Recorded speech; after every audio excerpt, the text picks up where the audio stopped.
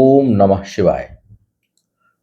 शादी विवाह का मौसम है और ढेर सारे विवाह इस समय होते हैं, सभी लोग करते हैं और कुंडली का मिलान भी करते हैं। जो लोग ज्योतिष को मानते हैं, वो कुंडली का मिलान भी करते हैं।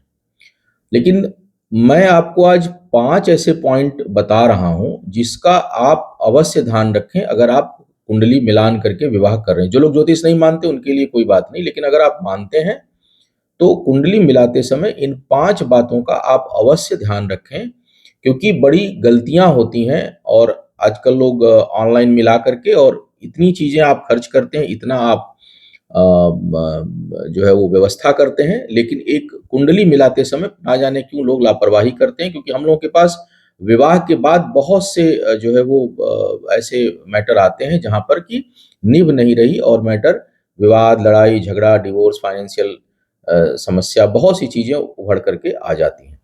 तो इन मैं एक सारांश स्वरूप, ऐसे तो मैंने विवाह के ऊपर बहुत सी चर्चा करी हुई है अपने वीडियो पर, लेकिन मैं सारांश स्वरूप पॉइंट में 5 ऐसे पॉइंट बता रहा हूँ, जिसका अगर आप ध्यान रखें कुंडली मिलान करते समय, तो बहुत सी समस्याओं से आप बच सकते हैं आने वाले समय में, क्योंकि ज्योतिष जो है वो प्रिकॉशंस के लिए बहुत अच्छा है, सावधानी बरतने के दृष्टिकोण से बहुत ही अच्छा शास्त्र है।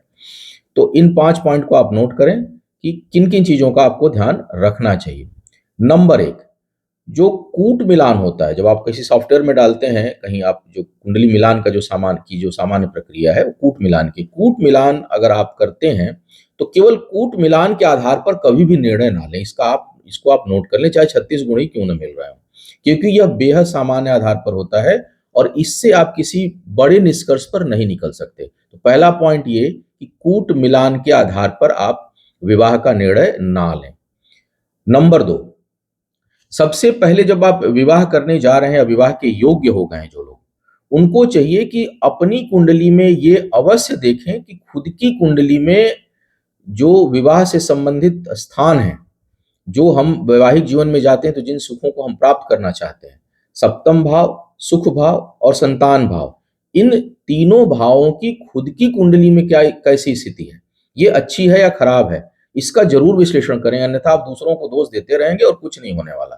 तो क्या करना है, अपनी कुंडली में संतान भाव, सुख भाव और विवाह का भाव ये जरूर देखें कि ये ठीक है या नहीं है। नंबर 2। नंबर तीसरा पॉइंट, जिससे विवाह करना हो, उसकी कुंडली में भी इन भावों का विश्लेषण करें। उसकी कुंडली में भी देखें कि संतान भाव, सुख भाव और जो विवाह जीवन साथी का स्थान है, उसकी स्थिति क्या है? क्या वह शुभ प्रभाव में है या अशुभ प्रभाव में है?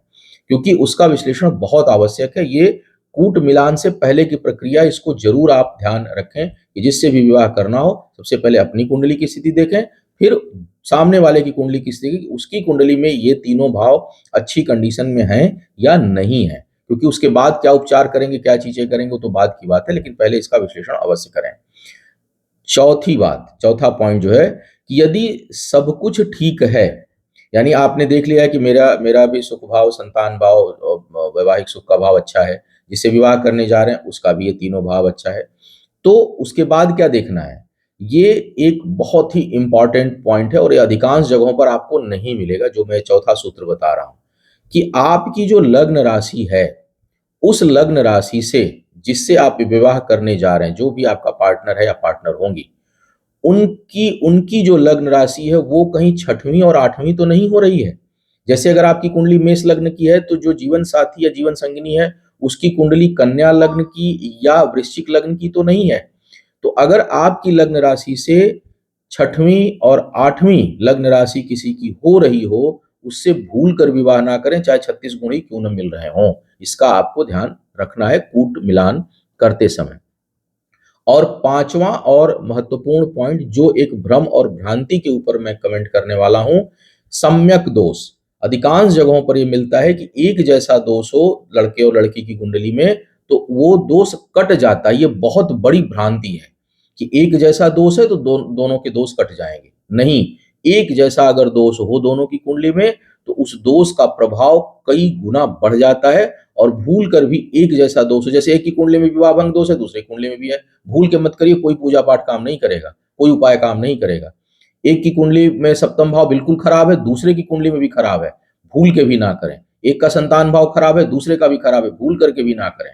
तो सम्यक दोष हो, एक जैसा अगर दोष हो दोनों कुंडलियों में, तो भूल करके भी ऐसे जातक या जातिका से आपको विवाह नहीं करना है, चाहे गुण मिलान कितना भी हो। तो उपचार एक अलग विषय है। मुझे लगा कि मैं एक नट सेल में आपको 5 पॉइंट बताऊं, जो लोग इस समय विवाह करने जा रहे हैं या कुंडली मिलान कर रहे हैं, जो लोग विवाह के योग्य हैं, वो इन 5 बातों का अगर ध्यान रखते हैं तो आने वाले भविष्य में आने वाली बहुत सी समस्याओं से निजात पा सकते हैं। ऐसे ही पॉइंट वाइज अगर आपको किसी विषय पर सूत्र चाहिए तो आप मुझे लिख भेजें, मैं प्रयास करूंगा कि इस विषय पर आपको वीडियो दूं।